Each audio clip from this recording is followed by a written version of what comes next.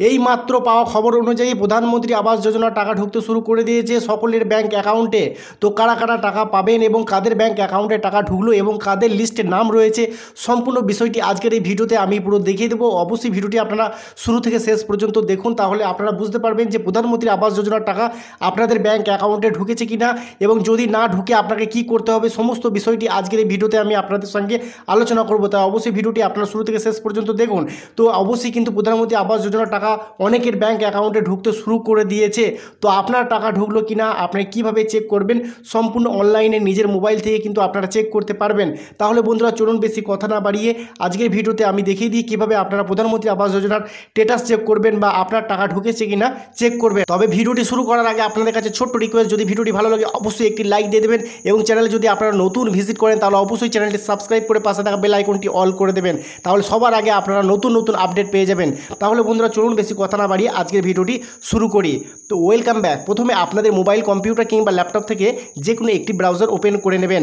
Browser open করার পর search বক্সে জাস্ট আপনারা লিখবেন RH রিপোর্টিং। তো বন্ধুরা RH রিপোর্টিং লেখার সঙ্গে সঙ্গেই দেখতে পাচ্ছেন আপনার সামনে অনেকগুলো কিন্তু অপশন চলে এসছে। তো এখানে দেখুন 2 নম্বর একটি অপশন রয়েছে FTO ট্রানজাকশন সামারি।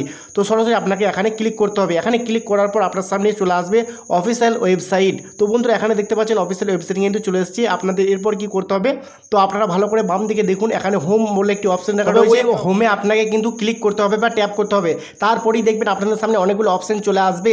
তো বন্ধুরা এখানে দেখতে পাচ্ছেন অনেক অপশন রয়েছে। তো এখানে দেখুন অ্যাবাউট সেকশন রয়েছে, তার পাশেই রয়েছে আওয়ার সফট। তো আওয়ার সফটে যখনই আপনারা টাচ করবেন এখানে রিপোর্ট নামে যে অপশনটি আপনারা দেখতে পাবেন, সরাসরি রিপোর্টসে ক্লিক করে দেবেন। তো রিপোর্টে ক্লিক করার সঙ্গে সঙ্গেই চলে আসবে আপনার সামনে অনেকগুলো কিন্তু অপশন। তো আমি পুরো বিষয়টা আপনাদের দেখিয়ে দিচ্ছি, আপনারা একটু ভালো করে দেখে নিন, তারপরে আপনার নিজের মোবাইল থেকে চেক করা শুরু করবেন। তো বন্ধুরা এখন আপনারা দেখতে পাচ্ছেন আমাদের সামনে কিন্তু চলে এসছে অনেকগুলো অপশন।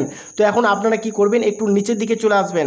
তো একটু স্ক্রল করে নিচের দিকে এলে আপনারা দেখতে পাবেন এখানে নতুন একটি অপশন কিন্তু যোগ হয়েছে, যেটা কিন্তু আগেতে ছিল না।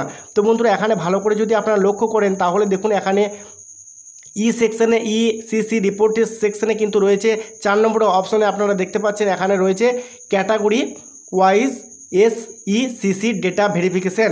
তো এখানে সরাসরি কিন্তু 4 নম্বর এই অপশানটিতে আপনাকে কিন্তু ক্লিক করে দিতে হবে। এই 4 নম্বর অপশানে যখনই আপনারা ক্লিক করবেন আপনাদের সামনে চলে আসবে নতুন একটি অপশান। তো আমি আপনাদের পুরো বিষয়টা দেখিয়ে দিচ্ছি, আপনারা একটু অনুগ্রহ করে একটু ভালো করে বুঝে নিন, দেখে নিন, তারপরে আপনার মোবাইল থেকে চেষ্টা করবেন। তো বন্ধুরা এখন দেখতে পাচ্ছেন আপনাদের সামনে চলে এসেছে অনেকগুলো অপশান। প্রথমেই আপনাকে কিন্তু স্টেট সিলেক্ট করে নিতে হবে, আপনি কোন স্টেট থেকে দেখতে চাইছেন।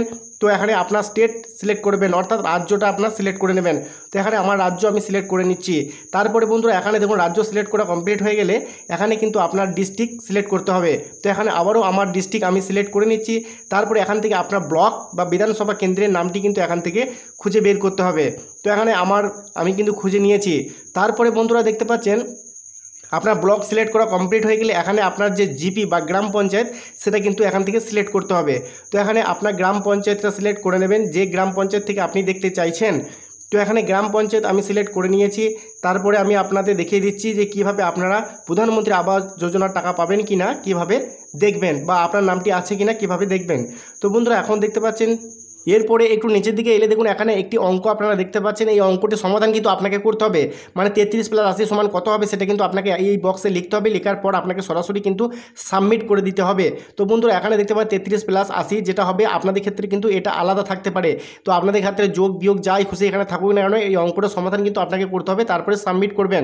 তো বন্ধুরা সাবমিট করার সঙ্গে সঙ্গে আপনার সামনে চলে আসবে নতুন রেজাল্ট, বা আপনি দেখতে পাবেন আপনার নামটি প্রধানমন্ত্রী আবাস যোজনার লিস্টে রয়েছে কিনা। তো বন্ধুরা এইভাবে কিন্তু খুব সহজে আপনারা দেখে নিতে পারবেন যে প্রধানমন্ত্রী আবাস যোজনা টাকা আপনারা পাবেন কিনা। তো বন্ধুরা আশা করছি আজকের ভিডিওটি আপনারা সম্পূর্ণভাবে বুঝতে পেরেছেন। তো আজকের মতো ভিডিও এখানে শেষ করছি, দেখা হচ্ছে নেক্সট কোনো ভিডিওতে। ততক্ষণ সকলেই ভালো থাকবেন, সুস্থ থাকবেন, ধন্যবাদ।